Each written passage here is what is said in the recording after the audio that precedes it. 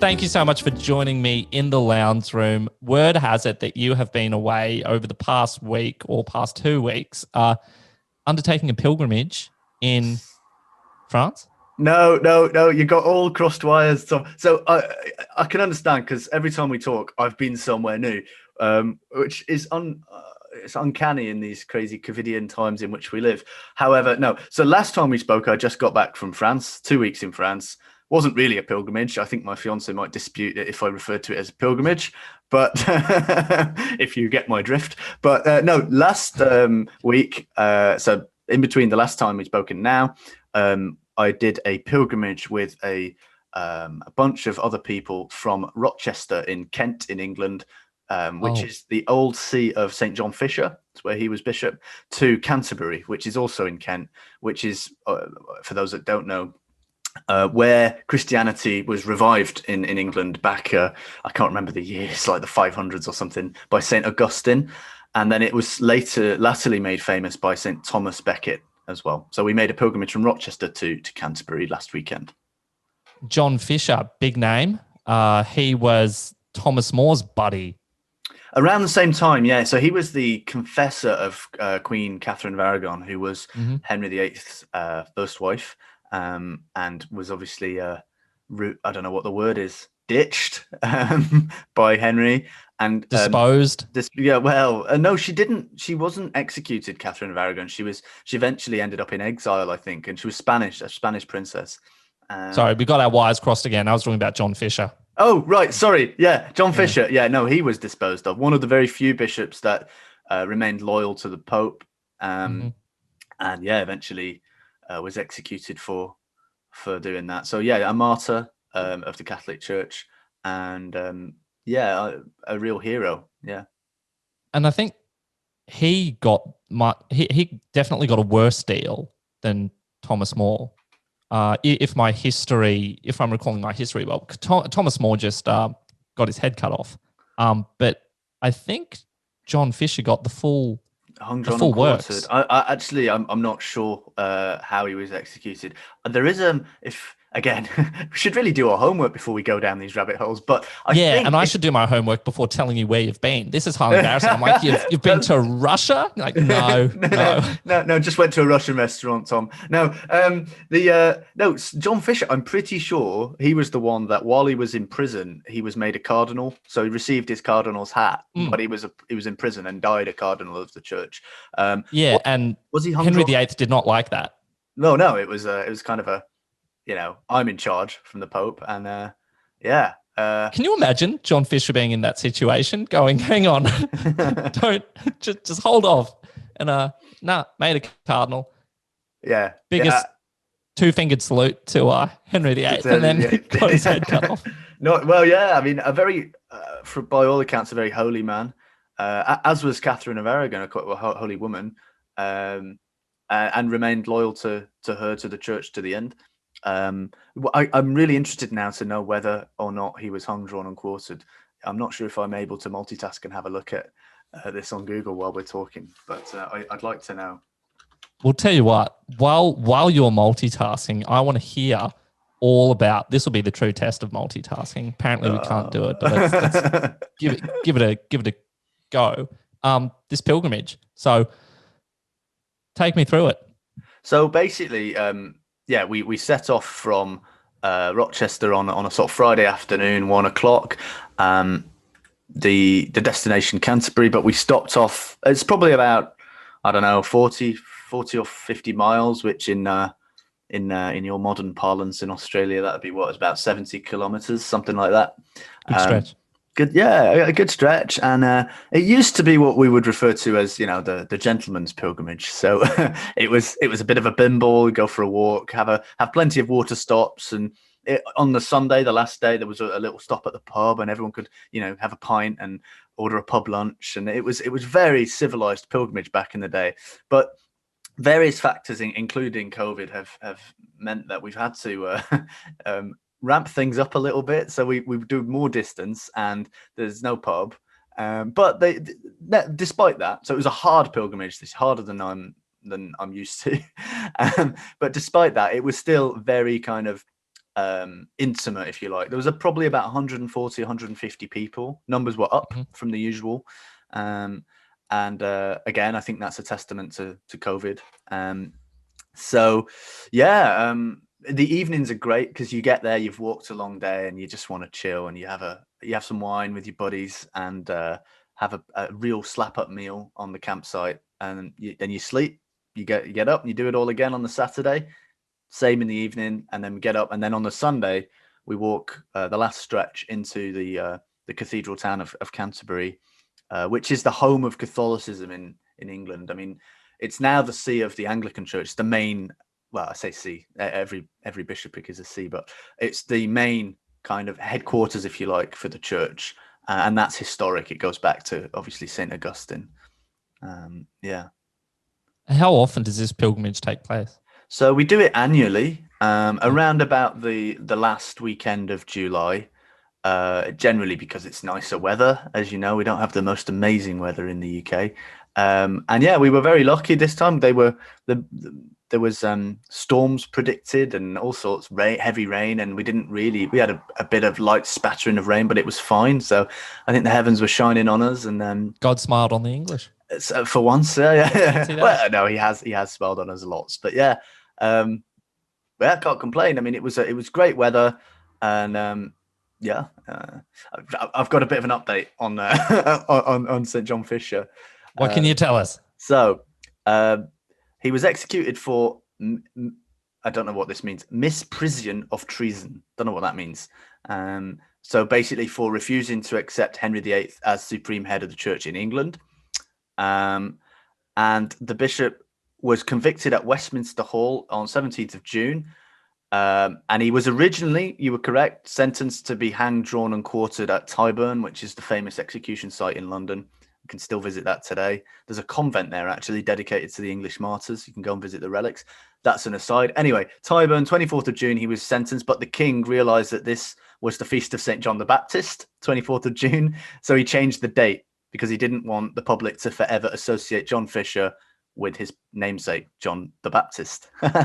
So he was eventually beheaded. So they must have commuted his sentence. And he was beheaded at Tower Hill, which is another site, the Tower of London, on the 22nd of June, which is actually the feast of the first English martyr, St. Alban. So he still was an auspicious day that he died. And his head was apparently shown to Anne Boleyn, who wanted to see it. So again, overtones of St. John the Baptist. John the Baptist. And it was stuck on a pole on London Bridge as a warning. So, okay, he wasn't hung, drawn, and quartered, but still a pretty grisly end, I'd say. For a really civilized bunch of people, you English have you just made me spit my coffee out. It's all those English martyrs going through the Tudor and Elizabethan periods. Grisly, gruesome, kind of heroic. I mean, all martyrs are heroic, but special place in my heart for the English martyrs because yeah, I mean, it was well, it wasn't just in England, was it? But you've got Ireland, notably. There was quite a lot of it would seem to be the prevailing kind of way of doing things in that era. It was the same in Spain, wasn't it? I imagine deaths under the Inquisition, albeit not that numerous, just to put it out there, were pretty, grisly, horrendous. There's creativity. Yeah, they were. They were. I mean, the Romans are even worse, weren't they? But crucifying people and sticking them upside down and burying people alive. There's all sorts of, it was quite creative. There was there was job opportunities if you were an artistic executioner.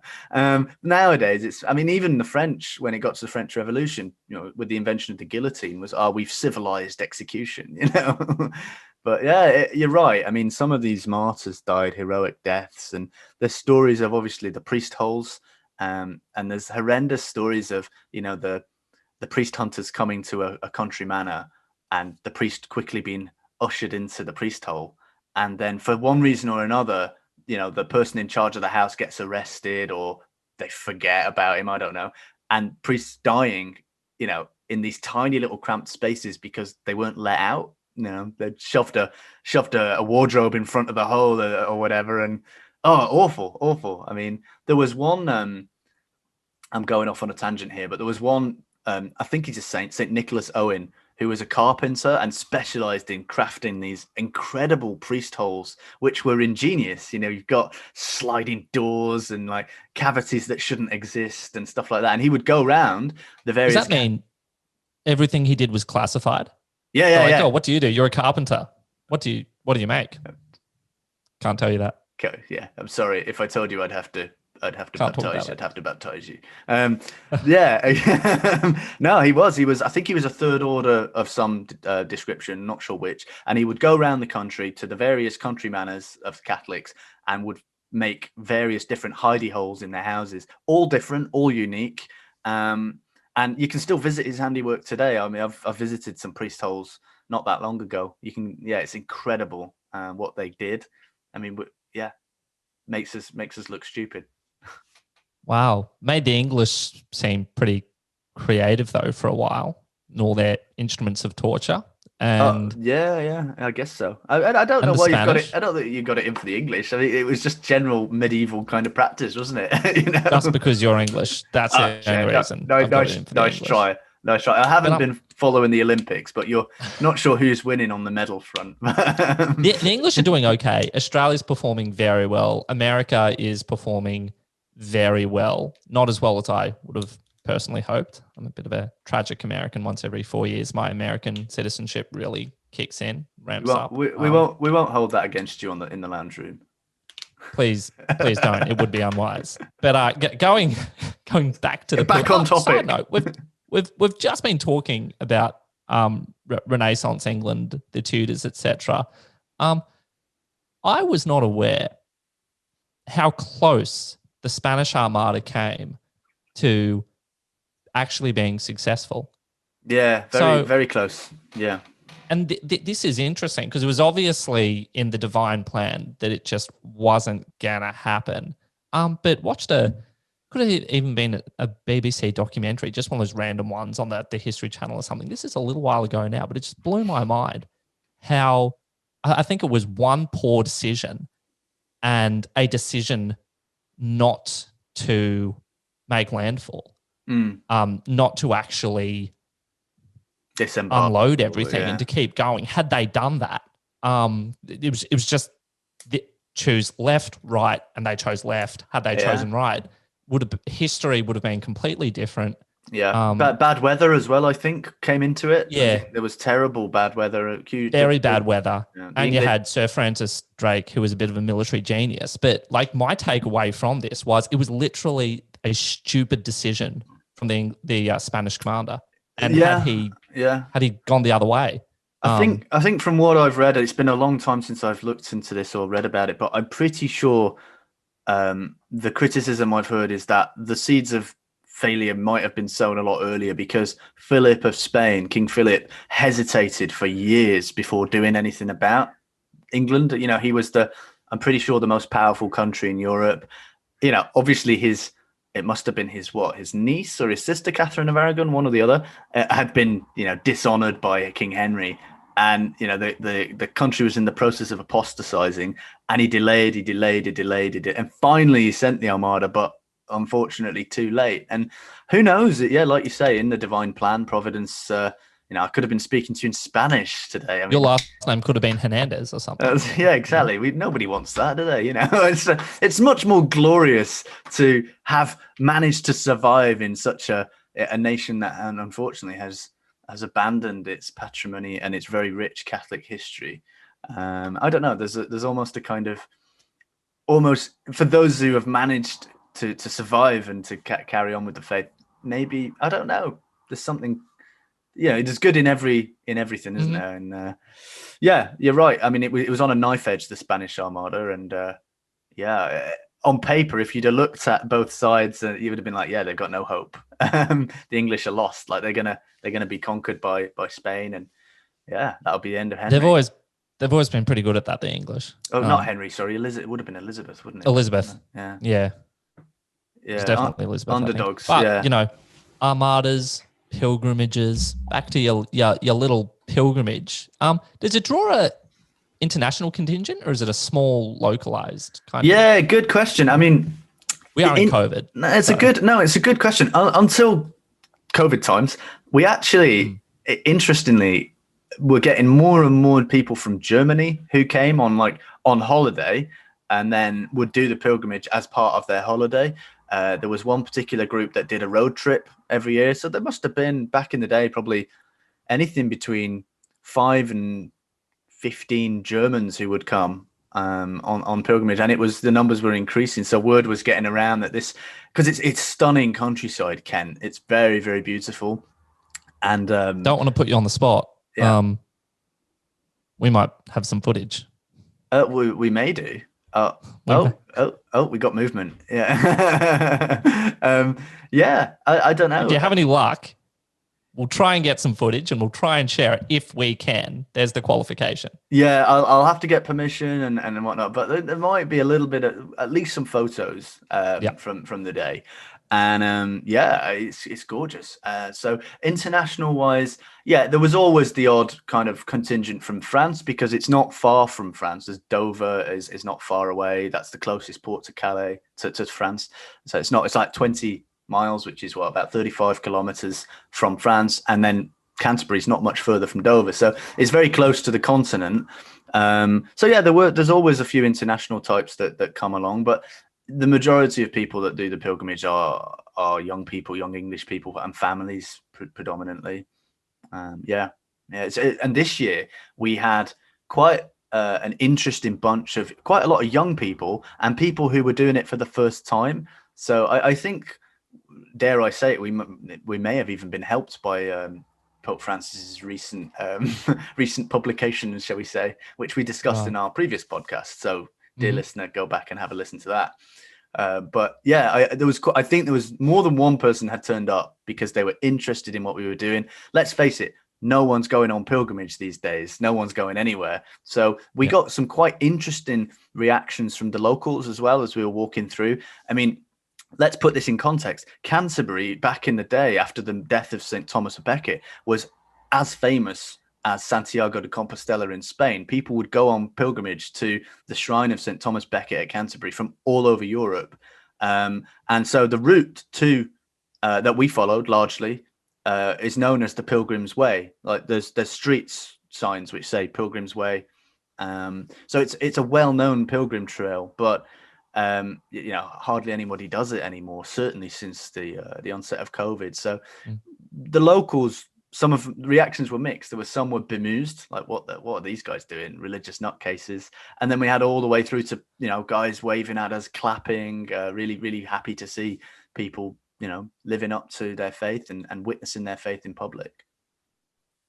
And that point you just made, I'm thinking about it now. How the heck did you get away with that? Like the authorities, no issue. You just charging on. And well, we had quite a good team organising the pilgrimage, and we had provisions in place for how do we make this compliant with whatever the rules are at the time, because we started. When I say we, I was invited. I think it was kind of a tip the hat to an old soldier, like, yeah, you can come along and talk to be involved in the conversations, but I wasn't really that much involved with organising. But yeah, the organisation team were very conscious that, look, if the regulations change or the rules change, we can't do this. But we just happened to, again, God smiling on his own, on the English. The rules were not so strict the weekend that we did it, so we were able to walk as a contingent. The plans were essentially that we would walk in separate groups with limits on numbers if necessary, but that turned out not to be the case. So we were all right. Yeah. Just generally, by the way, we were outside as well. So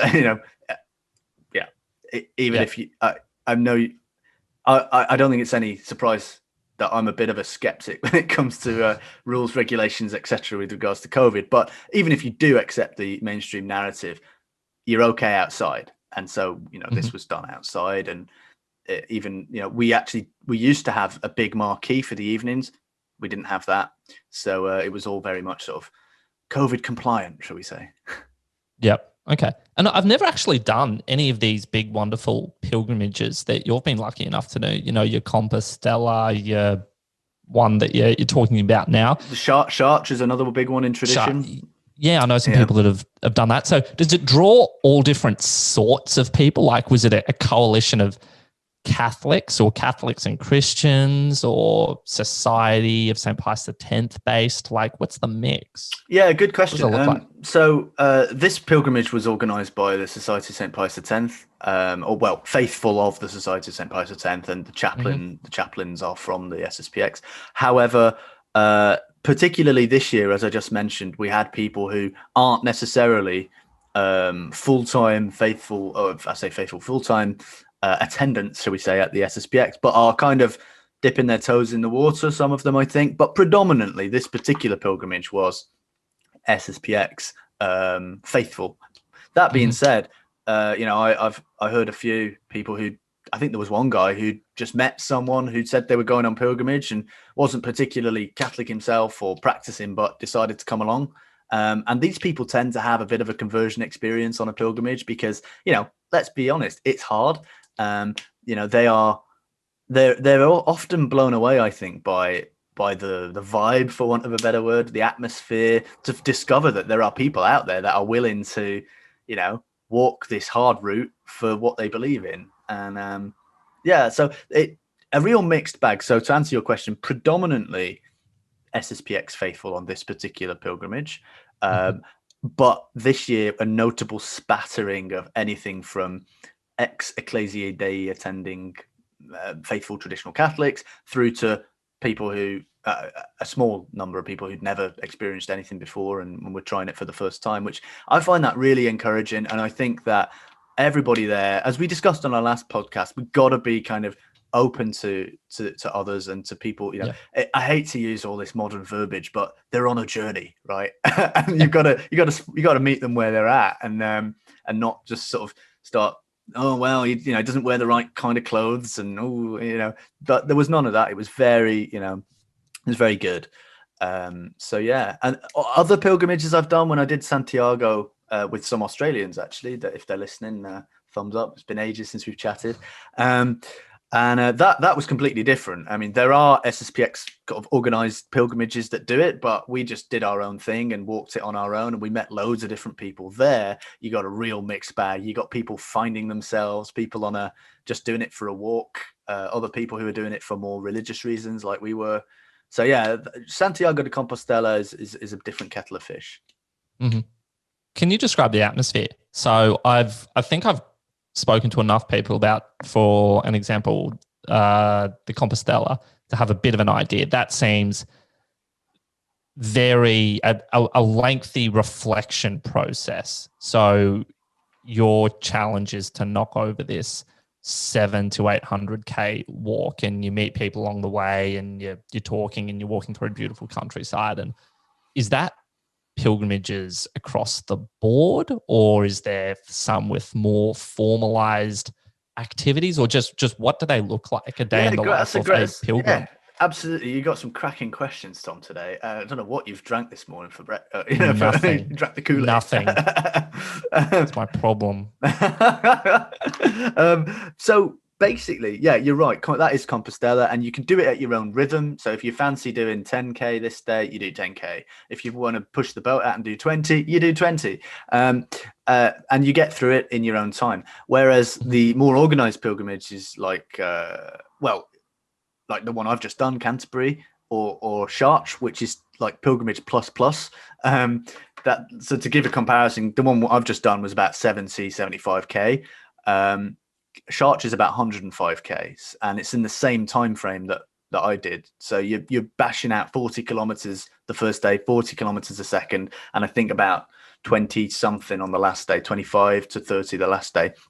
That's intense. So on those latter pilgrimages, Canterbury and Chartres, those are much more structured. You get up at a certain time, mass is at a certain time, breakfast is at a certain time, you leave at a certain time.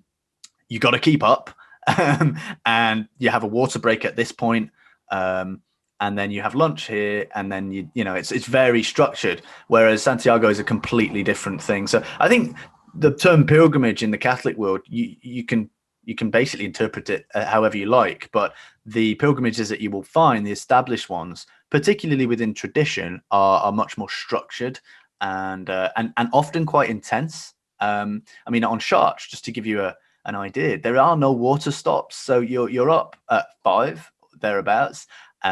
You're walking from, I don't know, 6:30, 7 o'clock, and there are no water stops. You walk through water points where people will hand you a bottle of water, and you keep walking, and you don't stop till lunchtime. So you walk for about 4 hours. Lunch, you might have an hour. And then you crack on, you do it all again. You do it in the afternoon, walk through your water points, and then you get absolutely wrecked. You get to your campsite in the evening, 6, 7 o'clock. And for those You of us sleep who, well. yeah, oh yeah, you sleep like a baby. Yeah. Yeah, I mean, to answer your question, mixed bag really, but yeah, in Catholic tradition, it's intense. It's supposed to be intense. It's a pilgrimage, so you're doing it for penitential reasons. And I've heard somewhere somewhere in my spiritual brain, you basically your counsel. The idea is that you should either do a retreat or a pilgrimage once a year, once every couple of years. So yeah. Oops. Yeah. No wonder I am the way I am. There you go. So in terms of maintaining yourself over the course of a pilgrimage, we're going to get all the advice from the most qualified person to talk on the subject. We've got him here today. I don't know about that. I'm the biggest moaner. I'm always moaning about my feet, my blisters, blah blah blah. I'm not the person to talk to. Go on, sorry. Finish your question. The bloody English. So once again, take for an example the Compostela. So my understanding is you're kind of living off the land. So you get your food, your provisions along the way. It's that long that you are keeping yourself going and attending to your needs as and when they arise. Is that the same across all of them, or on some of the shorter ones? You pack a little lunch hamper and you're walking along, or that's you duck into a pub here and there, and get terped before you. Yeah, back in the good old days. Yeah, no. So yeah, that's pretty much it. I mean, living off the land is a little bit kind of, I don't know, romantic. Basically, you carry a wad of cash and you on the Compostela, and you go into what are called albergues or hostels, pilgrim hostels. Yep. They're not expensive. You might get a bed for €10 and bed and board, bed and a meal.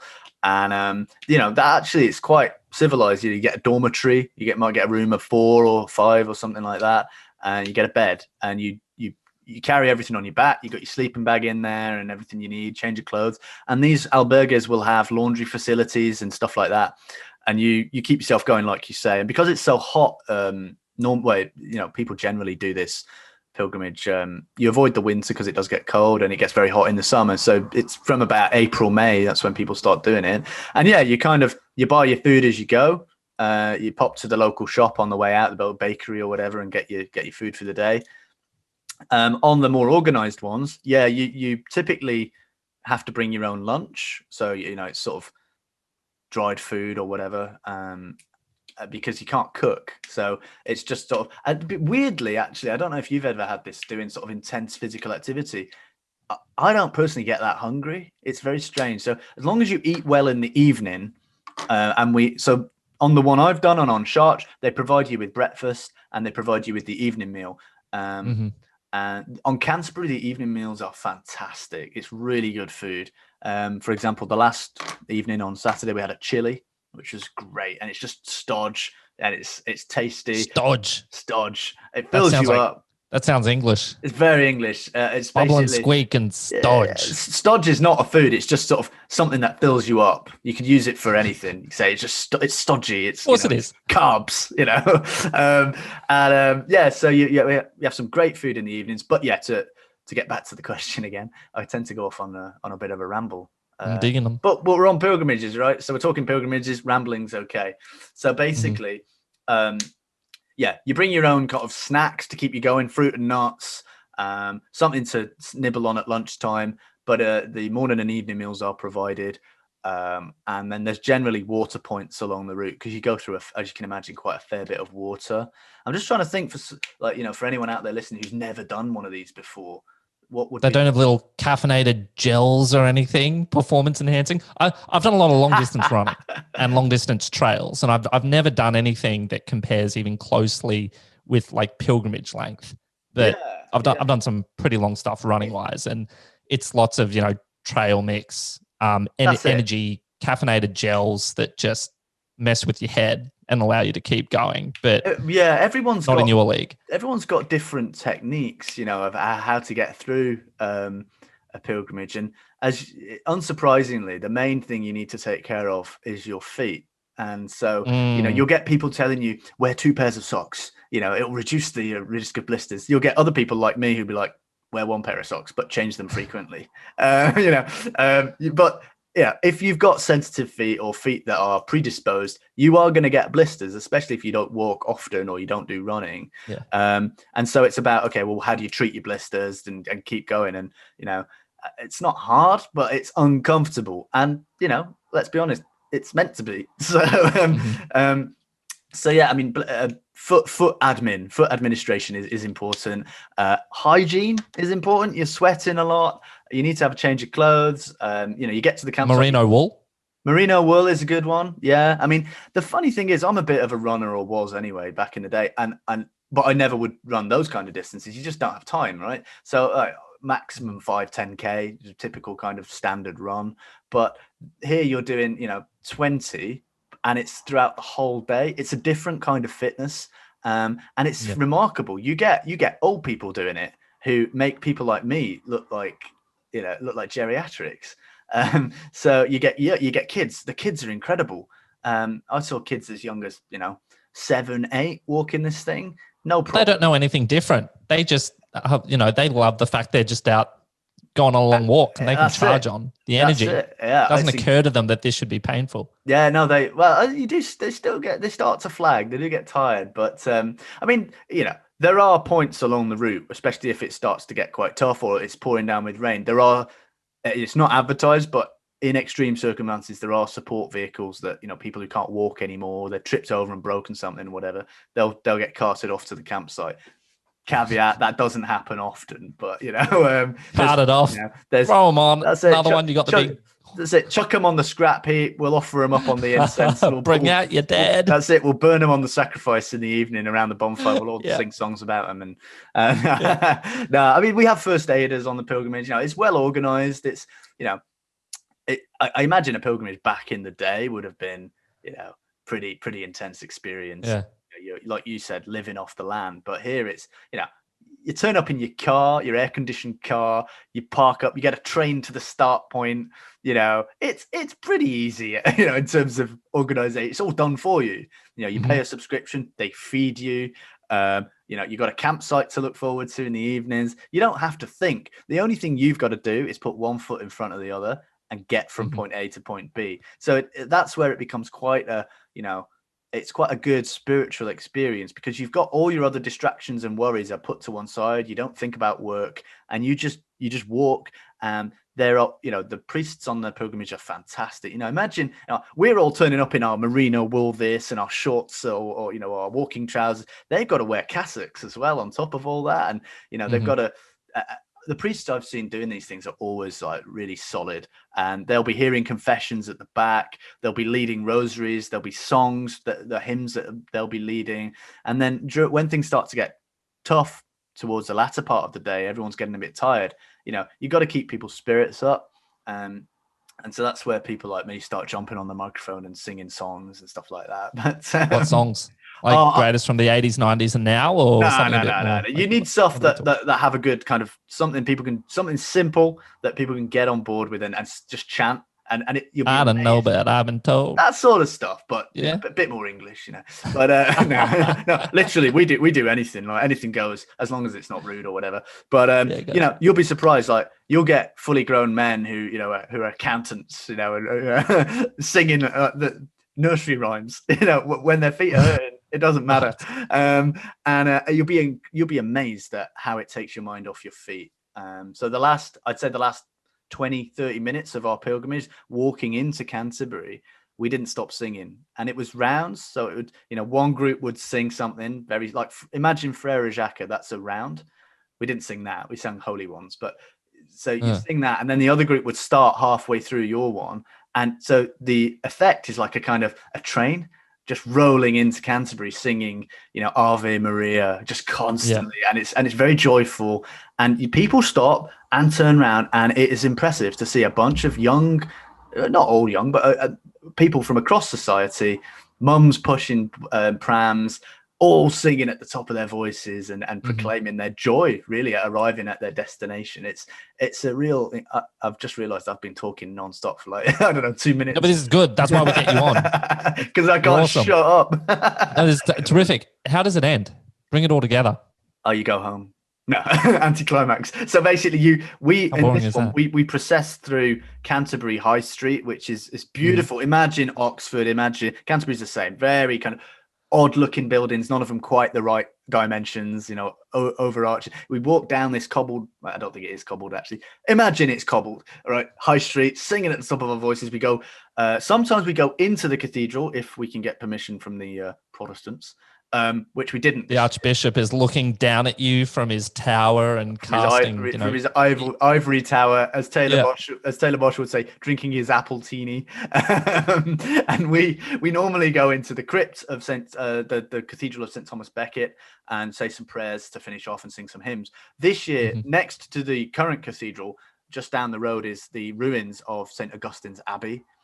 So that's the other location that we finish at. So this year, that's what we did. And it's incredible. There's quite a lot of the ruins are still, sometimes ruins you don't see very much. Quite a lot of it is still there. You can still make out where things would have been. Hopefully I can get permission to share some photos. If you get permission, we'll include them in the notes to the episode. Brilliant. Yeah, take a look if you can. Basically, we say some final prayers. The chaplain says a final prayer. There's normally a pilgrim photo. So someone will take a photo of everybody. And then it's home time because we finish at like 4 or 5 o'clock on a Sunday afternoon. Most of us have got work the next day. I had a 2 or 3 hour drive to get home after it. And, you've been walking for 3 days. You're pretty wrecked. So, there's a few goodbyes. There's a lot of friendships that have been made. So people exchanging numbers. Sometimes you only see people once a year at one of these events. So, some people will stay. The smart people will take the next day off work, stay in Canterbury. It's a lovely city, and they'll just go to the pub, have a meal, have a pint, chill out with their friends. That's what some groups do. Others will head off to the station to get the train back to London. I've done both of those things, but this year I jumped in my car, I had a couple of people to give a lift to, and then came home. So that's sort of how it ends. Chartres, the Chartres one, the SSPX organizes, is magnificent. You march into Paris on the last day. You go past the Eiffel Tower, and it used to finish at the Church of Sacré-Cœur, Sacred Heart, on Montmartre. But for a long time, the bishop of that particular area refused permission. So it finishes at Les Invalides, which is another, I think it's a cathedral, but it's at least a big church, which is dedicated to the French army. And so we have mass on the last day. It finishes with mass in center of Paris, Place Vauban, in front of Invalides. And so that Chartres finishes with mass in public. Quite a lot of people there. Canterbury, we have mass in the morning before setting off. Wow. Yeah. Incredible. My last question. Go for it. And it's not particularly profound yet again. It could be. Conditioning.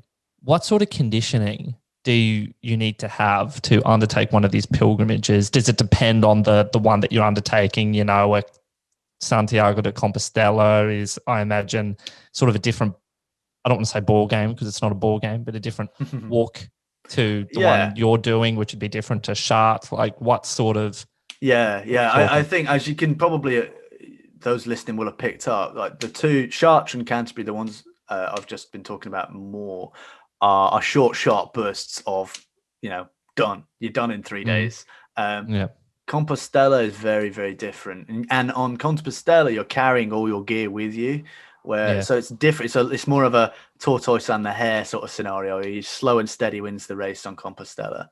And interestingly, when I did Compostela, I remember there were people that would turn up who were on paper quite fit, but couldn't handle the mental challenge of having to just grind it out every day. And on Compostela, what I found happens is you get all your body does all its kind of what the heck's going on, and you get knee pain, you might get shin splints, and your feet start to hurt.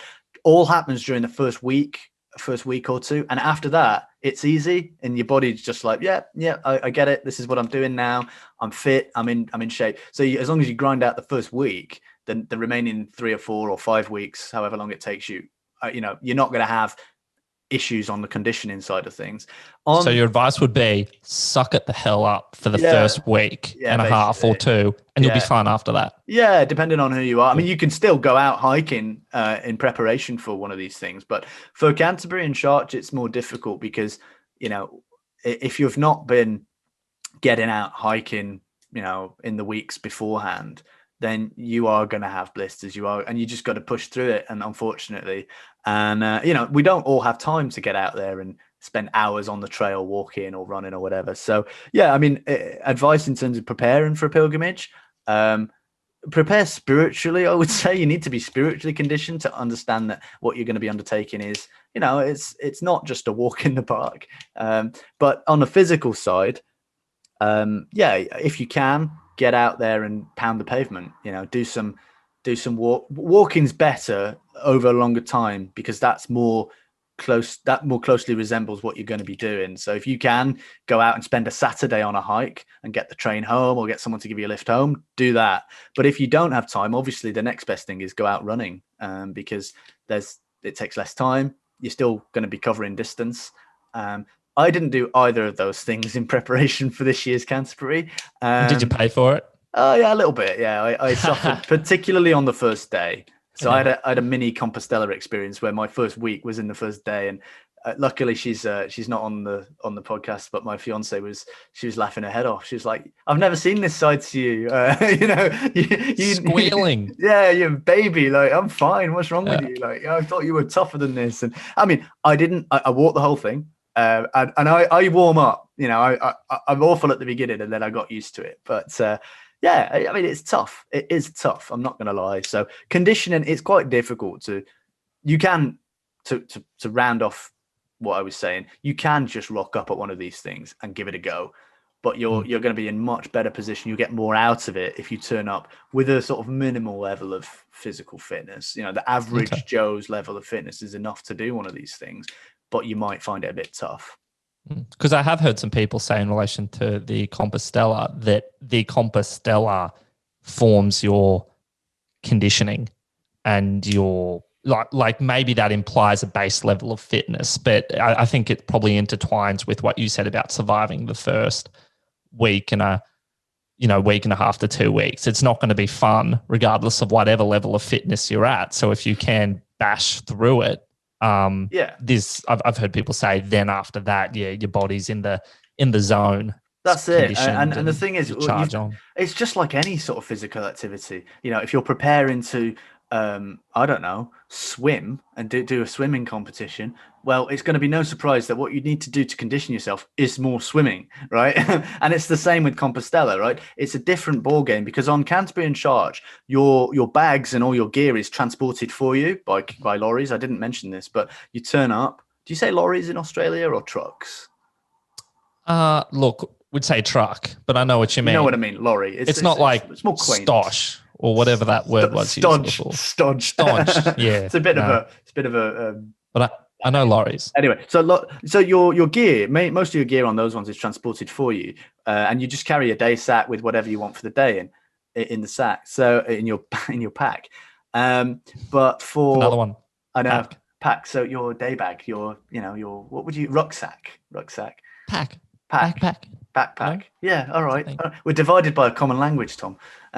So on Compostela, you're carrying everything that you need to survive for the entire pilgrimage on your back. So if you're conditioning yourself for that, what should you be doing? Well, you should be going out walking with a backpack with the equivalent amount of weight, or build up the weight if you're not used to carrying weight. If your pack, if your pack is going to be 20 kilos or 15 kilos, you should try and reduce the weight as much as possible, because it makes life a lot easier. Every little gram counts. But if your pack's going to be 15K, then you never walk with weight, then start out with 5, then start going out with 10, then build yourself up to 15, and just go out for a couple of hours. If you can do longer, and then you're giving yourself as best a chance as possible of getting through that hell week, as you might call it. The Navy SEALs call it hell week, don't they? So that first week, which is you're gonna have some sort of aches and pains on the first week. But again, Compostela, if you're not walking with an organized group, then you can take a day off. If you're in a nice town, Burgos or Pamplona, you can spend an extra day there and just have a rest day. So you can kind of compensate if your body really needs it. I got terrible shin splints on Compostela. I don't know if you've had shin splints before. Yeah, I have. Used to get them a lot running. Yeah. Very painful, very debilitating. Yeah. I've never felt so kind of helpless as kind of literally putting one foot in front of the other tentatively and thinking I'm never going to get to my destination. And we ended up taking a day off. In I can't remember, Burgos, I think. Had an extra day there, and that kind of really helped. So it's about not being too proud as well, and being like, okay, I got to listen to my body. And it's difficult on a pilgrimage because, as with any kind of physical activity, your body can always do more than it thinks, and it's particularly the case on a pilgrimage, right? If little kids and old people can do it, you can do it. It's just a case of sucking it up most of the time. But if you have something that's genuinely debilitating, you're like, okay, I need to be reasonable. So it's there you go. Like everything in Catholicism, Tom, it's a question of balance. Be reasonable. Yeah, and stay happy. Absolutely. I think that's a great point to wrap up on. Chris, that was awesome. We said we were just going to get a quick debrief on the pilgrimage you just did from Rochester, and we just unpacked the whole shebang. One-stop shop for anybody wanting to get advice on pilgrimages. you know where to find him. This is your man. That wasn't the intention of this podcast, but yeah, it seems to have turned into that. I've turned into the pilgrimage guru for the Catholic Corner and Land Room Chats. So that was great. Yeah. Really enjoyable. Yeah, on that note, mate, we have something else we need to discuss. For all the listeners out there, our website is now live. You can find it at thecatholiccorner.org. I think it is. I think so. It's your website. What do you think of it? It's the graphics, fantastic, and all of these podcasts are being uploaded there. We're trying to build something that's going to be useful to people who've never heard of us before. Well, say us, people who are new to Catholicism, as well as those who are, the old and the bold. And I think it's quite, a lot of effort has gone into preparing something that's quite decent, and it's good. It's a good site. Good. So as Chris mentioned, there's the audio, there's video content of these podcasts, and there's also a blog portal where there's written content.